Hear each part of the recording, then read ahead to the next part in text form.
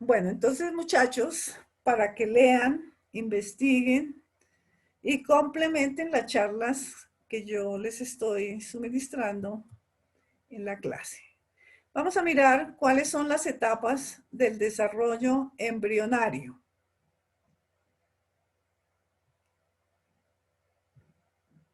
Recuerden que durante el desarrollo embriofetal, nosotros podemos distinguir dos estados o etapas o fases, como ustedes las quieran llamar. Que el estado filotípico o somítico de los embriones, donde más o menos la estructura de los embriones son similares, son muy parecidos. Nosotros, por ejemplo, acá tenemos el de un pez, una salamandra, una tortuga, un ave y un humano. Si las llevamos a un microscopio y los observamos, no vamos a estar en la capacidad de diferenciarlos si no somos unas personas muy especialistas en embriología.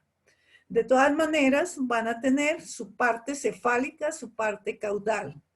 En la parte cefálica vamos a encontrar muy prominente la vesícula óptica. Igualmente vamos a ver la formación de las estructuras de los arcos branquiales en todas las especies de vertebrados. Y la parte caudal, que es bastante alargada. Entonces, este primer periodo lo voy a llamar filotípico o somítico. Somítico se refiere a los somitas que se forman durante el desarrollo embrionario. Y en este embrioncito ustedes pueden observar la estructura de los somitas. Los somitas son porciones de tejido mesodérmico que se forman al lado y lado del tubo neural que va en esta posición. Estos somitas son importantísimos en el desarrollo del aparato locomotor, lo vamos a ver nosotros más adelante.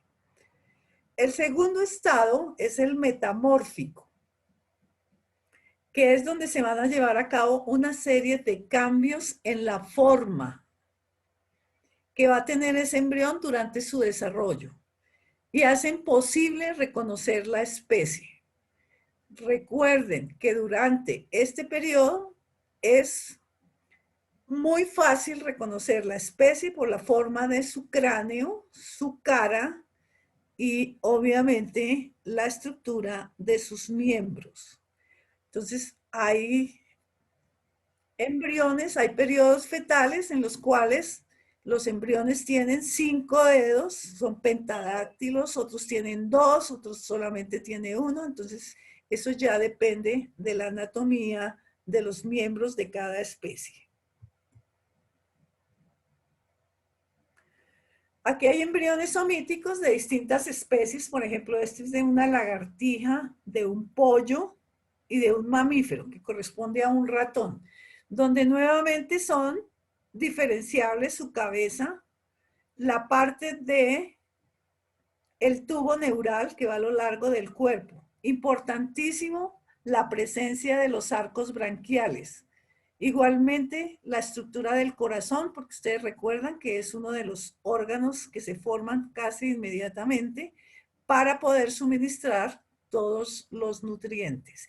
Igualmente en este mamífero, ustedes pueden observar aquí también la parte de la cabeza, su vesícula óptica, parte de sus arcos branquiales, la estructura de su corazón.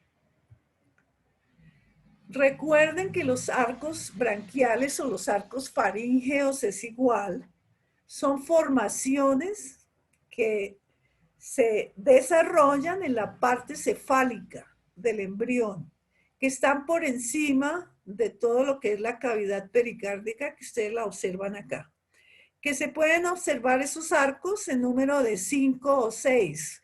Generalmente en los animales solamente quedan los 3 funcionales que nosotros ya vimos. Que estos arcos o estas bolsas faríngeas son importantísimas en la formación, por ejemplo, de laringe, de todas las estructuras de la cara, de los huesos, del cuello, de las cavidades nasales, de la faringe y también de la boca. Son estructuras supremamente importantes. ¿Qué tienen estos arcos faríngeos? Tienen tejido mesodérmico, tienen tejido cartilaginoso, porque a partir del cartílago se va a osificar el hueso. Igualmente, aquí ustedes pueden observar, estos son cartílagos, son altamente irrigados e inervados por los nervios. Igualmente es importante tener en cuenta, para lo que yo empiece a hablar de aquí en adelante, las cavidades embrionarias. Entonces acá tendremos las cavidades encefálicas, cómo empieza a formarse el cerebro, lo cual describiremos en el bloque 3. La parte de las fosas nasales, cómo se forma la cara, a partir de qué prominencia se va a formar la cara de los arcos branquiales. Igualmente, la cavidad oral, cómo empieza a formarse aquí, entonces, estructuras de la lengua, la boca, etc.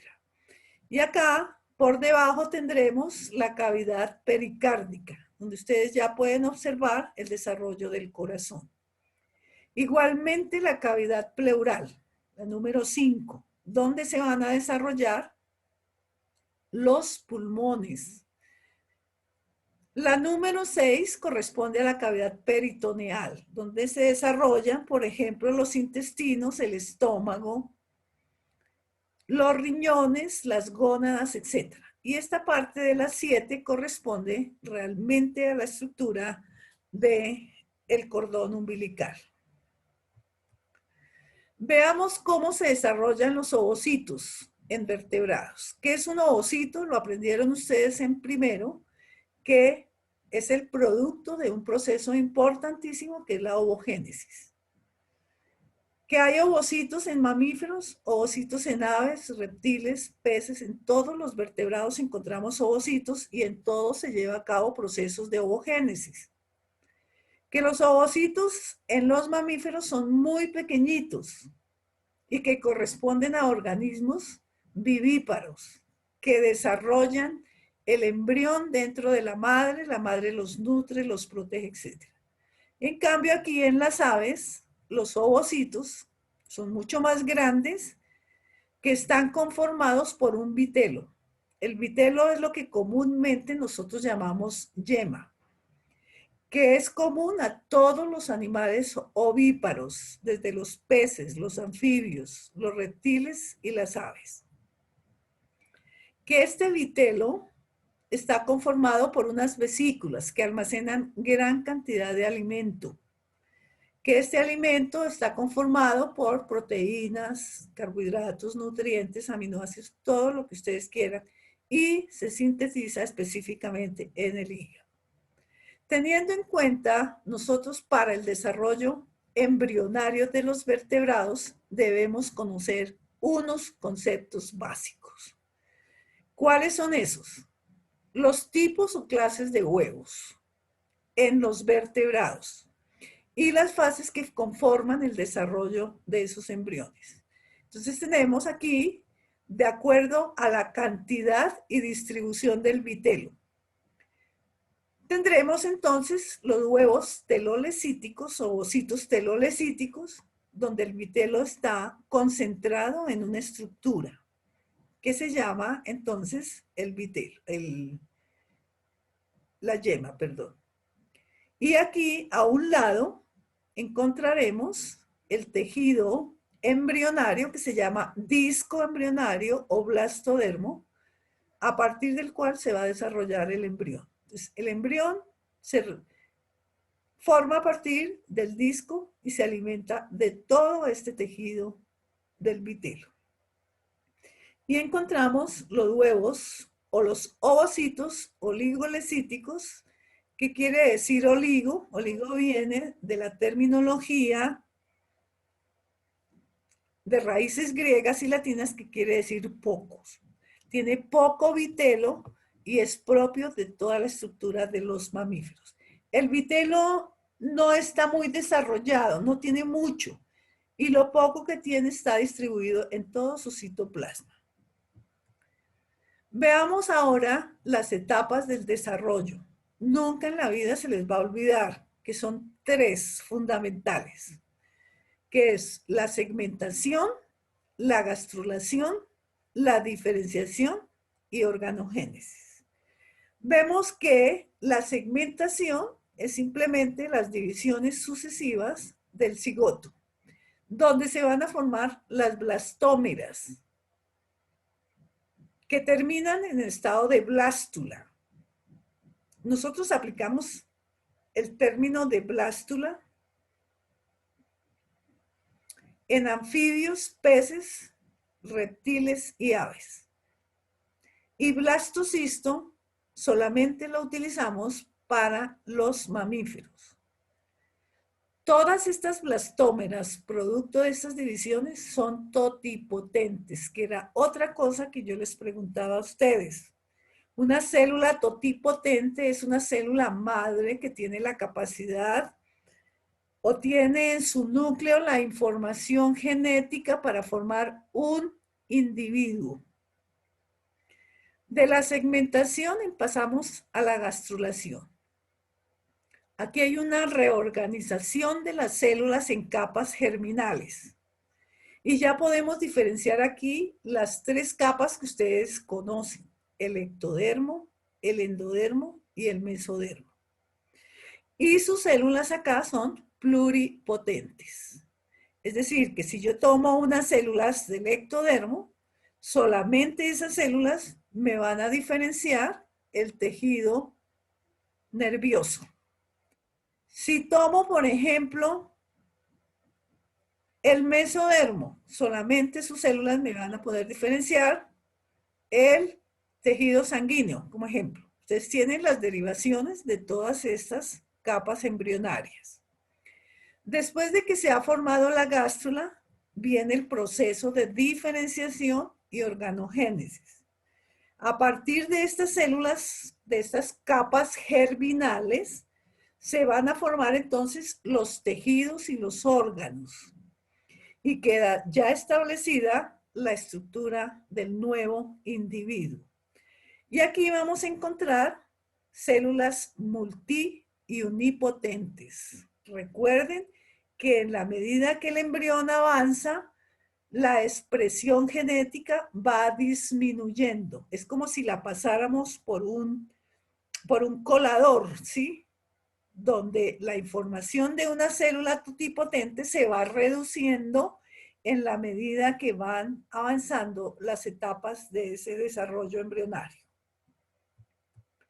Y aquí tenemos las etapas de embriogénesis. La segmentación. Recuerden que a partir de un ovocito fecundado que se transforma en cigoto, se forma la mórula. La mórula está limitada por la zona pelúcida.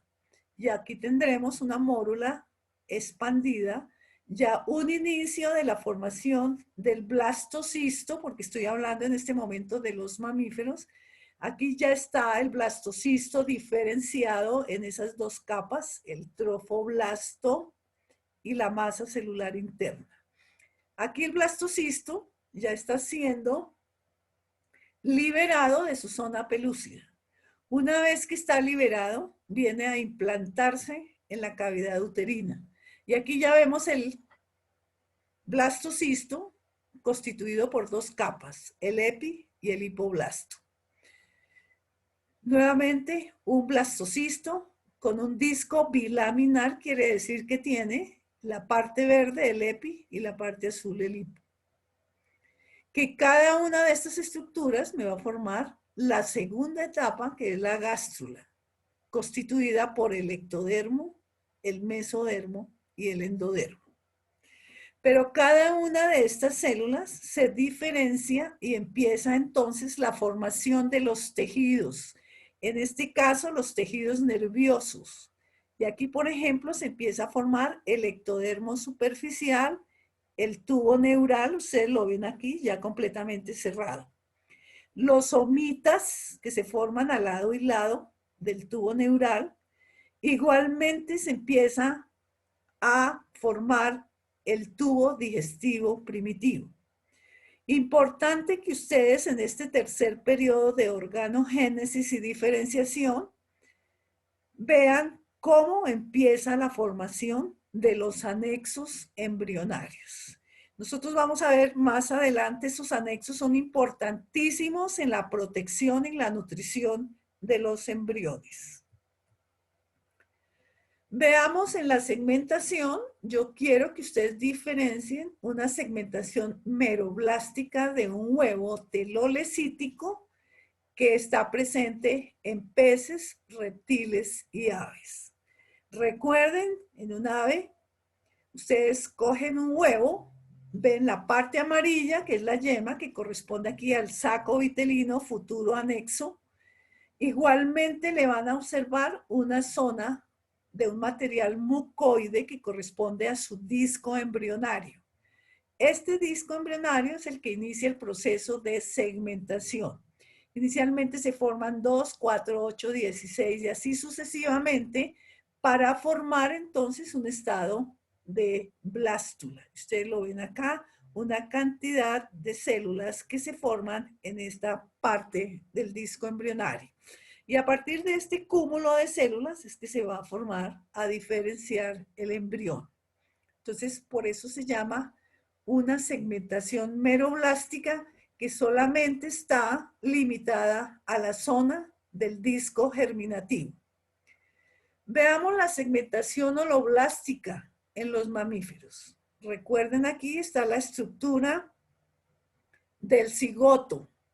Aquí está limitado por la zona pelúcida. Pero aquí ya ha iniciado su proceso de mitosis, ya tenemos dos células. Estado bicelular, estado de 4-8 y estado de blastocisto. Si ustedes se fijan, la división se hace en toda la estructura del huevo. Por eso se llama holo. Holo en raíz griega y latina quiere decir todo.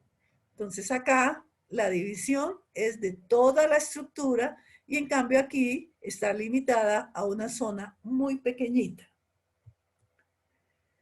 Veamos acá en el desarrollo de los embriones, en el estado de mórula, ustedes pueden sacar, yo les había dicho, aparte, cada una de estas células, cultivarlas en un medio apropiado y tienen la información en su núcleo para formar un nuevo individuo, es decir, son totipotentes. Pero a partir ya de los blastocistos, estamos hablando, por ejemplo, en humanos o en cualquier mamífero, se diferencian ya capas de células. La masa celular interna diferencia las 3 hojas embrionarias que ustedes ya conocen.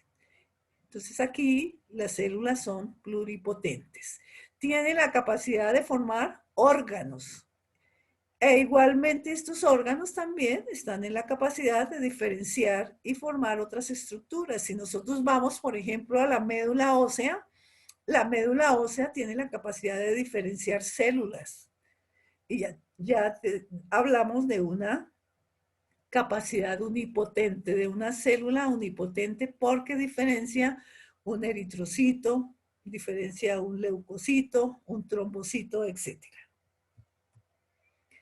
¿Qué es el proceso de diferenciación? Que igualmente lo pregunté y no me lo contestaron. La diferenciación es el cambio en la forma, en la función de las células.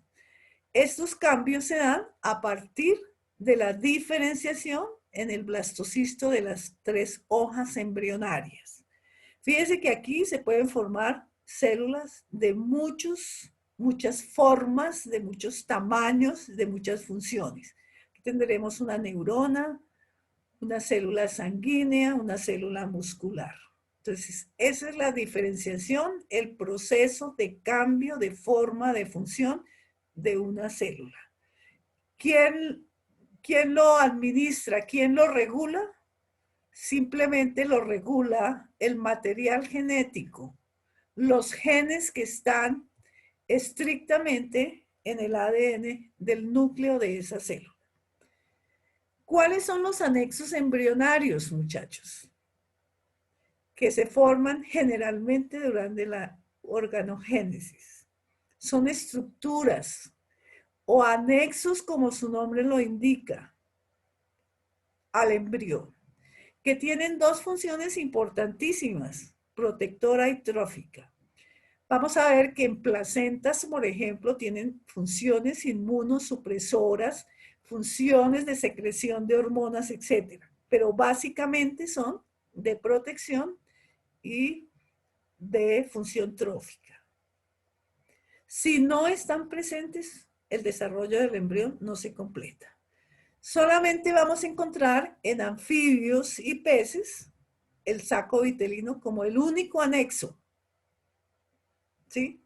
De pronto me va a decir, no, es que en algunos peces hay un amnios. Puede quedarse el caso, porque es que en la biología y en la embriología, 2 más 2 no son 4, ni 2 por 3 es igual a 6. Ustedes saben que los organismos están evolucionando, están mutando y en algunos animales pueden encontrar unas membranas que no necesariamente tienen que ser membranas amnióticas, por ejemplo. Pero básicamente el único nexo que se encuentra es el saco vitelino. Y allí está localizado en la parte ventral del animal y almacena, como su nombre lo indica, el vitelo, que el embrión irá consumiendo en la medida que va desarrollándose. Ustedes pueden ver aquí, lo traje para que lo conozcan, el pez de la sabana de Bogotá, el capitán de la sabana de Bogotá, es un pez endémico. Es la única especie de la familia, por ejemplo, de la trucha que es endémico. No tiene escamas, su piel es completamente lisa y que está en procesos de extinción y que la Universidad UTCA lo está reproduciendo para entonces poblar lagos y ríos aquí a nivel de la sabana de Bogotá. ¿Cuáles son las etapas de embriogénesis en los peces? Ya las vimos, la segmentación, la gastrulación y la organogénesis. Igualmente ustedes pueden ver aquí el proceso de segmentación. La formación de estas blastómeras que en la medida que van multiplicando se van volviendo cada vez más pequeñitas y se forma una estructura oscura que se llama blastodermo. En esta sección del blastodermo se va a formar el futuro embrión y esta corresponde a la parte del vitelo. Y aquí ya la gastrulación, se inicia la gastrulación, ustedes alcanzan a observar un disco que se superpone en la parte superior, algunos los llaman el polo animal y el polo vegetal. Aquí la gastrulación es importante porque además de formarse las 3 hojas embrionarias, se forma el eje céfalo-caudal, es la cabeza y la cola. Pero importantísimo, 3 clases de movimientos. Los movimientos son la involución, convergencia y un movimiento morfogenético. ¿En qué consiste la evolución? La involución, perdón. Es cuando el embrión alcanza más o menos el 50% de epibolia. ¿Qué es una epibolia? Es un proceso por medio del cual las células que están arriba empiezan a cubrir, a moverse hacia abajo y a cubrir gran parte de la zona del polo vegetal. Esta epibolia es un proceso característico de los peces importantísimo en la formación de los embriones. Si no hay epibolia, si no hay movimiento de esos blastómeros, no hay formación de embriones. La convergencia es simplemente la acumulación de células que se van a hacer a lo largo de este tubo o de este disco embrionario que se enrolla completamente alrededor del vitelo. Y la parte del movimiento morfogenético es simplemente la extensión, el crecimiento en longitud que hace este disco germinativo o este disco embrionario. Viene después la organogénesis, que es cuando ya se empiezan a formar, por ejemplo, los somitas. Aquí lo ven ustedes, los somitas desde la parte cefálica hasta la parte caudal. Y aquí ya en esta organogénesis de esta larva mucho más avanzada, ustedes alcanzan a observar aquí la estructura del saco vitelino. En esta parte de acá se empieza a diferenciar el tubo digestivo. Esta parte superior corresponde al tubo neural y a los somitas. Ustedes ven pedacitos como una escalera, esos son los somitas. Ven igualmente la parte del cerebro anterior, el cerebro posterior, y algo bien característico en los peces es la formación de la vesícula óptica. Y aquí ven entonces huevos, por ejemplo, de trucha, donde ustedes alcanzan a observar esos punticos negros que no son más que la presencia de las vesículas ópticas. Ya con esa presencia y ese tamaño, ustedes ya pueden decir más o menos la edad. Estas son larvas recién eclosionadas que tienen su saco vitelino. Y aquí podemos mirar, entonces, en una forma gráfica, las fases desde el huevo, la estructura del huevo y aquí la parte del blastodermo o de la estructura del disco donde se va a iniciar los procesos de segmentación. Es el polo animal nuevamente y el polo vegetal para que no tengan problema. La célula se divide en 2, 4, 8, 16, etc. Hasta que se forma una cantidad de células y empieza el proceso de epibolia. La epibolia es simplemente el movimiento de estas células hacia abajo. Y una vez entonces se forma el disco embrionario y ya la formación en la organogénesis de estas larvas. ¿Por qué es importante que ustedes conozcan las etapas embriogénicas?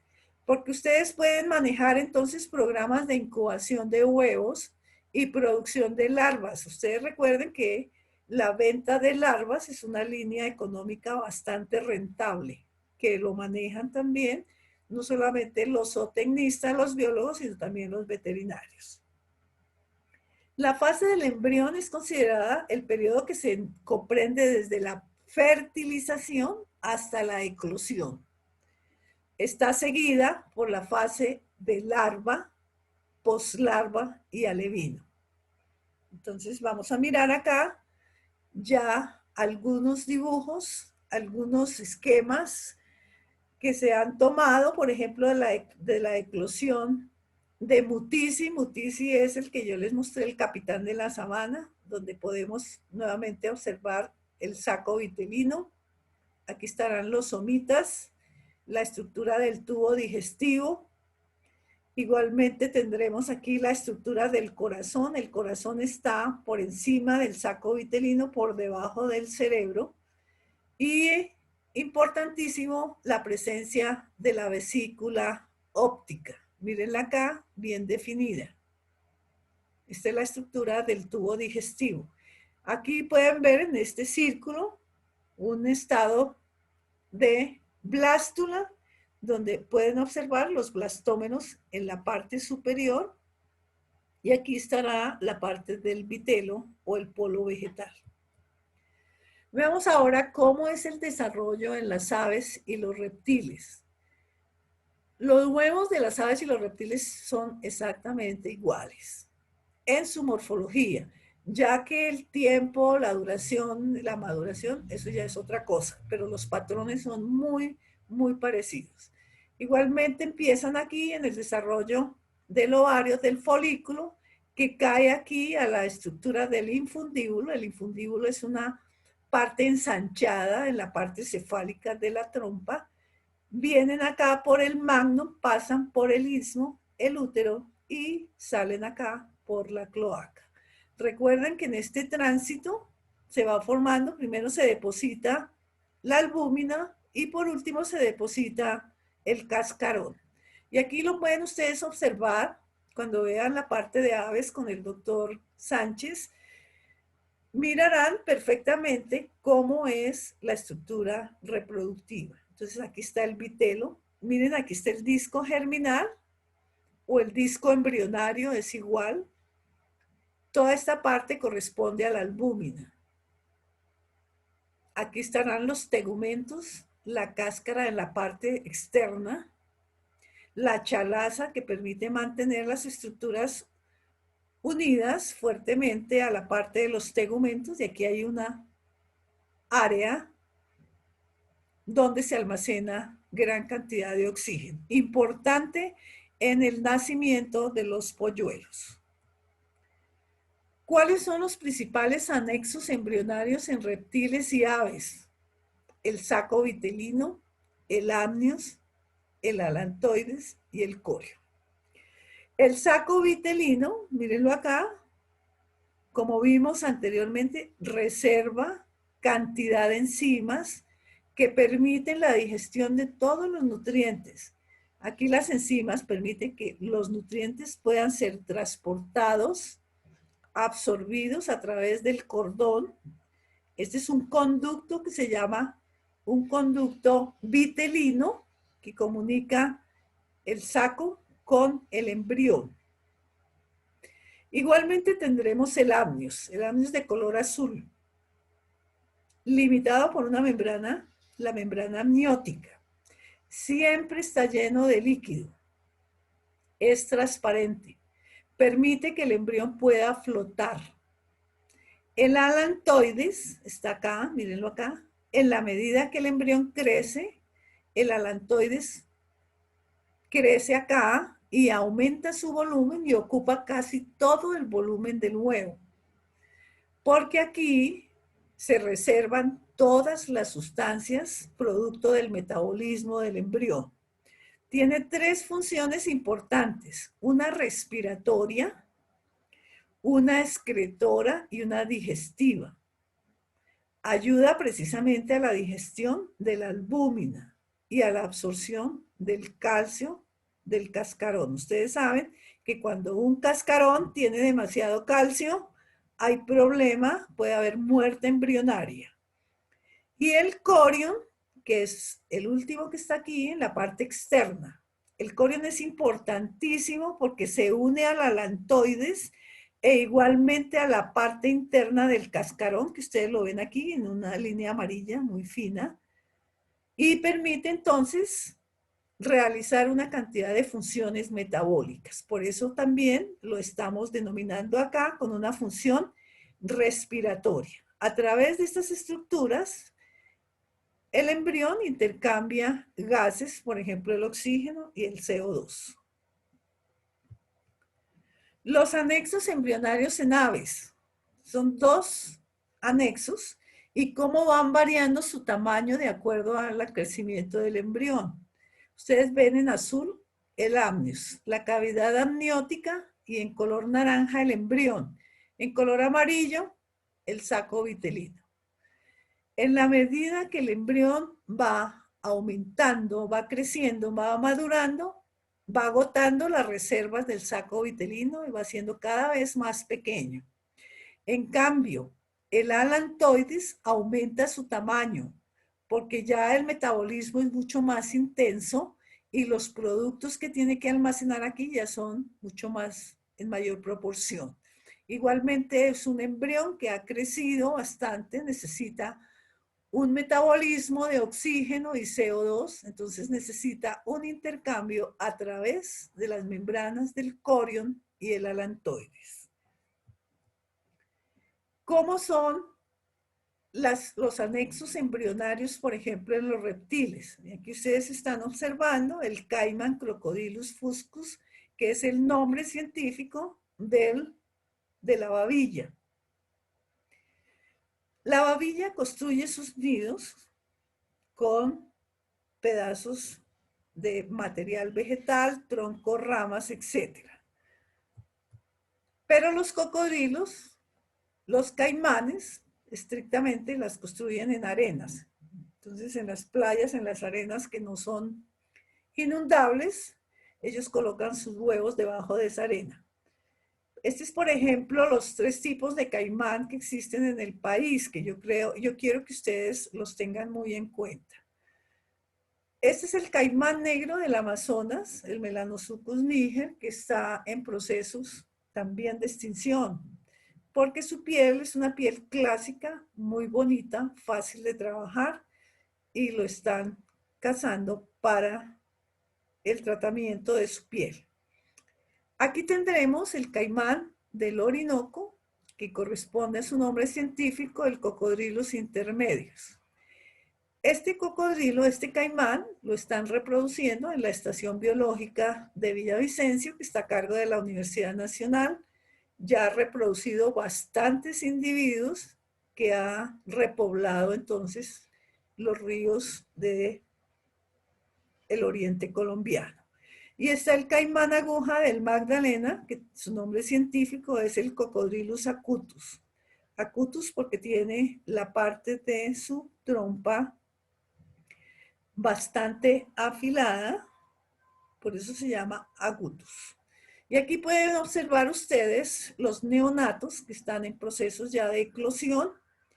Este ya está bastante grandecito, está saliendo de su cascarón.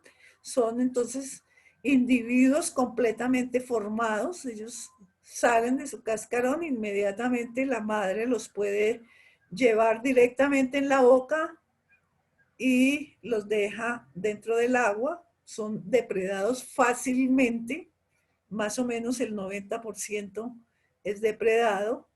Por eso los cocodrilos y los caimanes tienen que colocar bastantes huevos para desarrollar entonces un gran número de neonatos, más o menos entre 40, 50, 60 huevos. ¿Cuáles son los anexos embrionarios en los reptiles? Vimos que son exactamente iguales a las de las aves. Pero sin embargo, les traje para que ustedes recuerden. La cavidad amniótica, donde está el embrión o amnios. Igualmente está el saco vitelino conectado al embrión a través del cordón vitelino. Está el alantoides, ustedes lo observan acá, alantoides, donde se depositan todos los residuos. Está el corion, que igual como en las aves, hace un complejo de membranas con el alantoides y con el tegumento interno del cascarón para realizar funciones importantes también en los reptiles. Es un huevo amniota, quiere decir que forma amnios. En cambio, si yo nombro una anamniota, podría describir el huevo de un pez. El pez no desarrolla amnios, por eso se llama anamniota. La segmentación en los aves vimos que es tipo meroblástico, que solamente se localiza en una parte de la estructura del huevo. Y aquí ustedes pueden observar el disco germinal. Aquí se forma la blástula y a partir de esta blástula empieza el desarrollo del embrión. Aquí vemos, por ejemplo, en estos huevos fecundados, la zona pelúcida, la zona opaca, el disco embrionario, y aquí ya empiezan a formarse las membranas, en esta parte blanquecina que se ve en el disco embrionario, las primeras membranas que se forman extraembrionarias, que es la del saco vitelino y demás, el alantoides. Aquí ya en el día 3 más o menos ya tenemos formado un embrión. Esta es la parte cefálica y aquí tendremos la parte caudal. Aquí diferencian en la parte cefálica la vesícula óptica, el globo ocular, y en la parte de la derecha ya vemos un embrión con la parte cefalocaudal completamente formada. Entonces acá estará las vesículas que están en procesos de formación encefálicas, la vesícula óptica o el globo ocular. Aquí tendremos la estructura del corazón. El corazón empieza a latir en los primeros días, es importantísimo. Ustedes recuerden que para realizar procesos de nutrición. Igualmente tendremos aquí la formación de los esbozos anteriores y posteriores en el pollo de 72 horas más o menos. Aquí se puede notar la estructura del alantoides, que recuerden ustedes, importante en el almacenamiento de sustancias de desecho. Este es un embrión de aproximadamente 120 horas. Miren el tamaño del globo ocular de la vesícula que ya se ha transformado y tiene un lente completo. Igualmente empieza la formación del cuello, la parte de los Aquí ven la parte de la emergencia de los miembros anteriores. Esta es la parte del tallo de fijación o el cordón umbilical. Y aquí pueden ver igualmente cómo es la membrana vitelina. Es altamente irrigada por vasos sanguíneos. Igualmente la membrana está unida al embrión a través del cordón umbilical. En el día 13, pues sigue la transformación y la maduración de estos embriones. Ya entonces hay formación de párpados, empiezan a formar las primeras plumas en el día 17, me salto al día 17, ya están todo lo que es el plumaje formado, la parte del vitelo empieza a disminuir, hay internalización de vitelo, hay reducción del líquido amniótico, igualmente fíjese que aquí ya el pollo está completamente formado en el día 18 y tiene una cantidad de compuestos que almacena en el alantoides de uratus. Santiago hasta ahora se unió. Y aquí ya podemos ver que el saco vitelino y el ombligo ha sido completamente cerrado y este ha sido reabsorbido. El pollo, miren esto tan interesante, el pollo perfora la membrana de la cáscara interior y respira en la celda de aire. Recuerden que yo les dije que el huevo tiene una celda de aire. Antes de romper la cáscara externa, el pollo rompe la cáscara, la membrana de esta celda y de ahí empieza entonces a respirar. Y después ya está listo para eclosionar y es cuando ya inicia la perforación de la cáscara. Veamos ahora cuáles son los anexos de los mamíferos. ¿Por qué se llaman placentarios? Son dos características fundamentales que nosotros vamos a ver, la presencia de la placenta y la presencia de la glándula mamaria en tercer semestre. Los mamíferos se clasifican en tres grupos. Los prototeria, que se reproducen por medio de huevos, por ejemplo, estos monotremas, el ornitorrinco, los metateria, que son marsupiales, nosotros tenemos aquí marsupiales, no estrictamente el canguro. Estos marsupiales tienen una bolsa, un marsupio, donde termina el proceso de formación y de crecimiento del feto. No tienen desarrollado la estructura reproductiva, el útero. Las crías salen simplemente, se localizan en la bolsa, se adhieren del pezón y de ahí entonces empiezan a realizar su proceso de crecimiento. Y los euteria, pues son los placentarios que todos conocemos dentro del grupo de los mamíferos de granja. Y aquí tenemos la segmentación, la gastrulación y la organogénesis que ya habíamos visto para los mamíferos. Entonces acá se inicia, este es un osito que no está fecundado, solamente tiene un cuerpo polar. Este ya está fecundado, tiene sus dos cuerpos polares, pero además tiene sus dos núcleos, sus dos pronúcleos, el masculino y femenino. Estos dos pronúcleos se fusionan, forman un núcleo diploide y a partir de este núcleo diploide empieza la segmentación, el estado bicelular que incluye toda la estructura del huevo. Por eso es una segmentación holoblástica. Y aquí vemos un estadio de mórula donde hay varias blastómeras que ocupan todo el espacio limitadas por la zona pelúcida. Ya estado de blastocisto, ya puedo nombrar aquí el blastocisto. ¿Cuándo se implanta el blastocisto? Cuando es un disco bilaminar.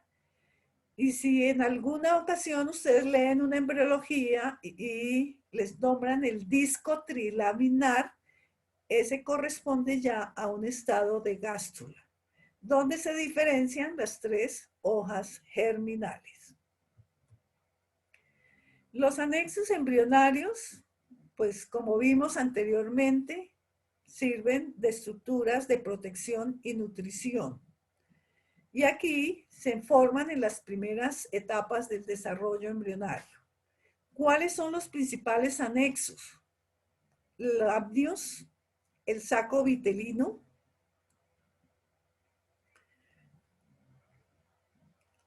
el alantoides, mírenlo acá, el alantoides, ¿dónde está? Este amarillito. En los mamíferos y específicamente en los humanos se limita a una porción muy pequeñita, pero en los animales de granja el alantoides crece profusamente en toda la estructura y se va a fusionar con el corion para formar esa estructura o esa vesícula corio-alantoidea. Pero en los humanos el alantoides solo se limita a una estructura muy pequeñita.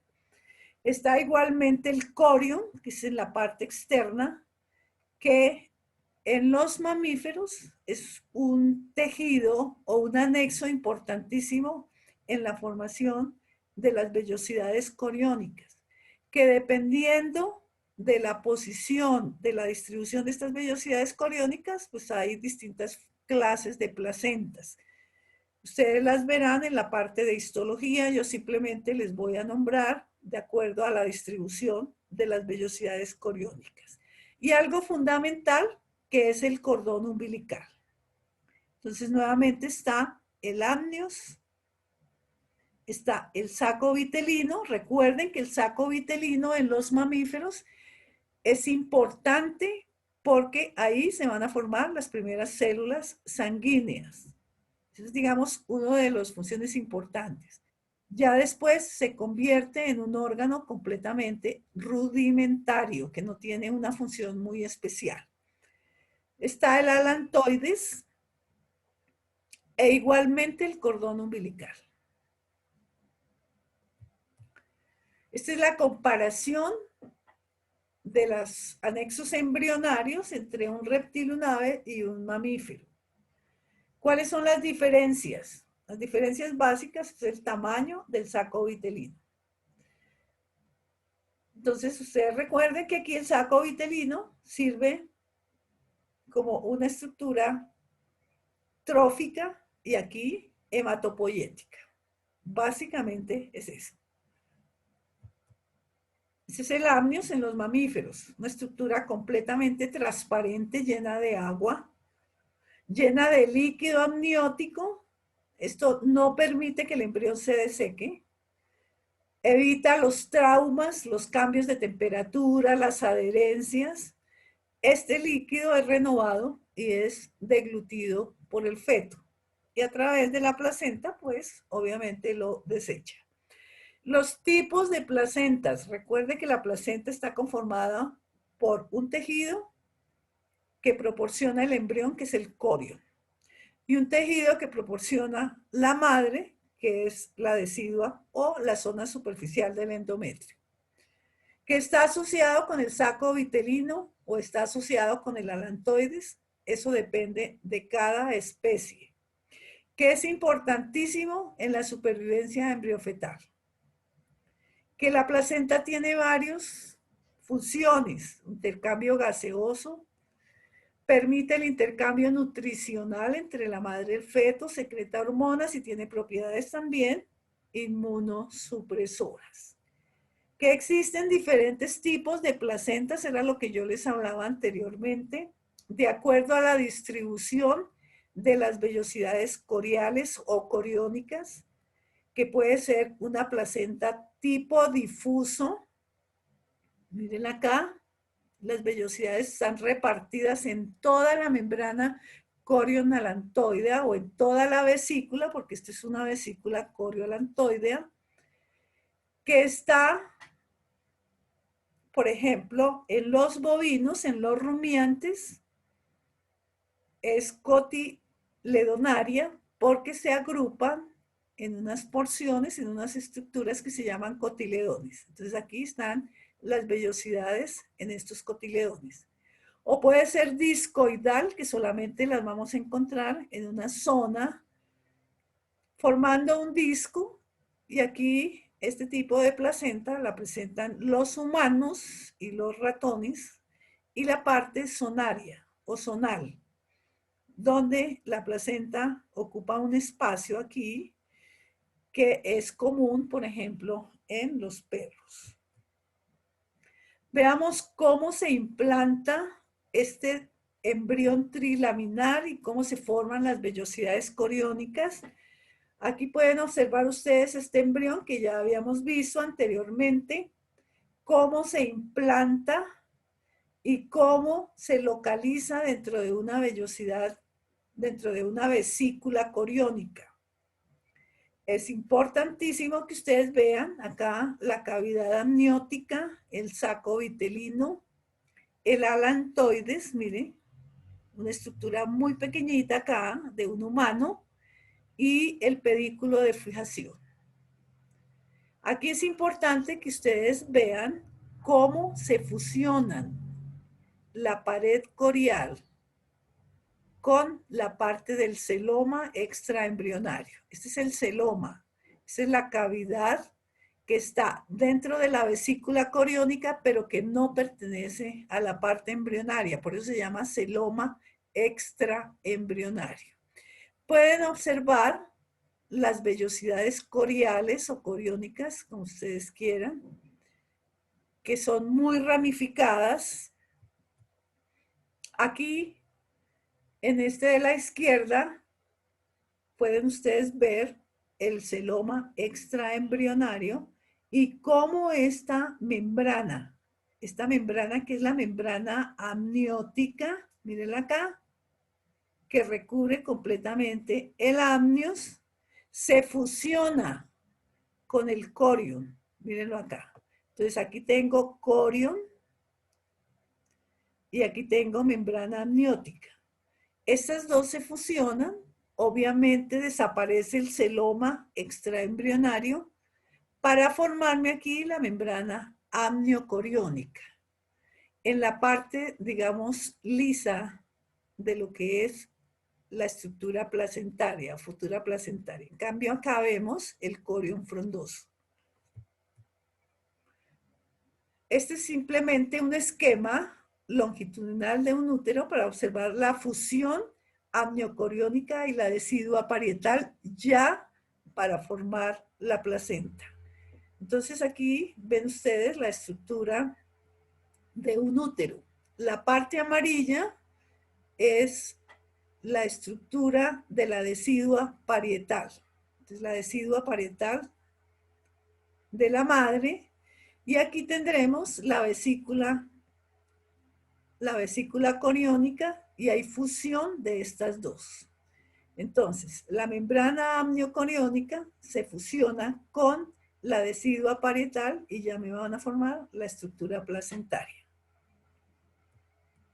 Esto es simplemente para que ustedes vean cómo es una vellosidad coriónica que es bastante compleja. Ustedes recuerdan que estas vellosidades coriónicas se forman por divisiones sucesivas del trofoblasto, allá en el blastocisto. Y este trofoblasto se va a dividir en citotrofoblasto y en la parte mucho más grande, de células más grandes, el sincitio trofoblasto. Entonces, estas dos estructuras de las vellosidades coriónicas provienen del trofoblasto. Esta es una estructura vista de un microscopio en forma longitudinal de una vellosidad coriónica, y este es un corte transversal de una vellosidad coriónica. Son esquemas representativos. Esta es una placenta discoidal humana desde un roedor, mírenla acá, completamente discoidal, es un roedor, pero igualmente corresponde a una humana. Este es un pollo de 72 horas para que ustedes vean la estructura del alantoides, las cavidades encefálicas, la vesícula óptica, corazón, miembro anterior, miembro posterior. Aquí tendremos la estructura del tubo neural y alcanzan a observar ustedes las divisiones de los somitas. Esta es una vesícula Toda esta es una estructura vesícula alantocoriónica, que quiere decir que el alantoide se ha fusionado con el corión en un bovino. Aquí hay el corión, tiene cotiledones donde se acumulan las vellosidades coriónicas. Igualmente alcanzan a diferenciar el amnios y aquí estará el feto en desarrollo. ¿Cómo se forman los anexos en bovinos, ovinos y cerdos? Ustedes pueden ver en A y en C cortes longitudinales, en B y en D cortes transversales. En azul está representado el amnios, en amarillo el saco vitelino, en color naranja la estructura embrionaria. Inicialmente se forman los pliegues corioamnióticos. Entonces aquí hay fusión del corión con el amnios. Y aquí pueden observar el corte transversal de un embrión. Aquí se alcanza a observar su tubo neural. Este es el saco vitelino y esta es la estructura del corión. En este corte ya, entonces, estos dos se fusionan. Se forma un rafé, una estructura bastante fuerte, que es el rafé corioamniótico. Se desarrolla el embrión, la parte cefálica, la parte caudal. Igualmente ustedes observan el amnios en color azul. Está aquí el alantoides, que empieza a crecer, a aumentar su tamaño dependiendo de la edad del embrión y del feto. Y está el saco vitelino, que es una porción bastante pequeña. Inicialmente grande, pero igualmente ya en el desarrollo del embrión va perdiendo su tamaño. Tiene un complejo de unión acá al embrión, el saco vitelino, que se llama el conducto onfalo-mesentérico. Y aquí han hecho un corte transversal y vemos el embrión en D, en un corte donde podemos diferenciar, ustedes pueden ver acá, el amnios, el alantoides, que llega a fusionarse con el corión igualmente. Estas son vesículas corioalantoideas de cerdos, donde ustedes pueden observar las trompas bastante largas y alcanzan a observar 1, 2, 3 y 4 embriones.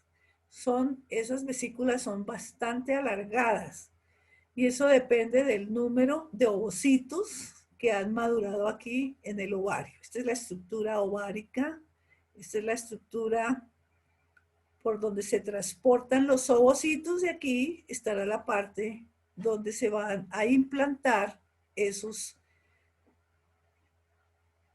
embriones. Ya hay un crecimiento, se forman entonces los blastocistos, empiezan a crecer, se transforman ya en estructuras, en embriones, fetos completamente, donde ustedes pueden distinguir también la fusión que hace el alantoides y el corio. Aquí ya vemos un feto completamente formado dentro de una cavidad amniótica. Mírenlo acá. Está el ombligo, el cordón umbilical, que es un anexo embrionario importantísimo, que está conectado con todas las arterias y venas. Igualmente tienen aquí, ustedes alcanzan a observar las estructuras del corión alantoideo, que limita toda la parte externa de esta vesícula del porcino. Ya esta es una vesícula coriónica mucho más adelantada, de unos 55 días de gestación. Es importante que ustedes vean acá que las extremidades de esas vesículas son extremidades completamente necróticas, cerradas. Cada uno de estos fetos es independiente en su vesícula coriónica. Está el alantocorión, que son las dos membranas que se fusionan en este tipo de organismos. Tendremos el cordón umbilical. Recuerden que el cordón umbilical está conformado en cortes transversales, lo vieron ustedes en el laboratorio, está conformado por una gelatina de Wharton, que es realmente una clase de tejido conectivo embrionario que está constituido por sustancia fundamental. Hay pocas células y hay pocas fibras. Recuerden la estructura de la matriz extracelular. Importante la presencia de una vena umbilical y dos arterias. En cuanto a los vasos sanguíneos, pero igualmente tiene el conducto vitelino que comunica aquí el saco vitelino con el embrión y el alantoides. Recuerden, este alantoides es importante porque más adelante va a formar o a ser parte del uraco en los animales. Y para terminar, muchachos, este cuadro bien interesante que ustedes tienen que leer y entender. Aquí están los anexos, el origen embrionario, de qué está conformado, la función importantísima y el destino posterior, es decir, después de que el feto nace. Entonces tendremos el amnios, ya saben, de dónde proviene, las funciones más importantes que tiene. Y acá, hasta si persiste después de la gestación o desaparece. Saco vitelino, la función en los mamíferos, mírenlo acá, involuciona, queda incluido en el cordón umbilical, ya es un rudimento de órgano. El alantoides, como les decía, en el momento de nacimiento se transforma en un ligamento suspensorio, el uraco, y el corion se mantiene hasta el alumbramiento después del parto, porque importantísimo, hace parte de la estructura placentaria. Las funciones están acá, son muy fáciles de leer. Aquí está en peces y reptiles el saco vitelino, importantísimo en el almacenamiento de nutrientes. En mamíferos el alantoides, igualmente puede hacer parte también de la formación de sangre y vasos sanguíneos, como el saco vitelino. En humanos forma el seno urogenital, que va a dar origen a la vejiga. Cuando nosotros veamos desarrollo de la estructura urinaria, vamos a darnos cuenta que el alantoides es fundamental en la formación de la vejiga. Y por último, la placenta, las funciones que ustedes ya saben, de nutrición, de protección, además elabora hormonas importantísimas como la gonadotrofina coriónica o el lactógeno placentario. Bueno, chicos, creo que he terminado.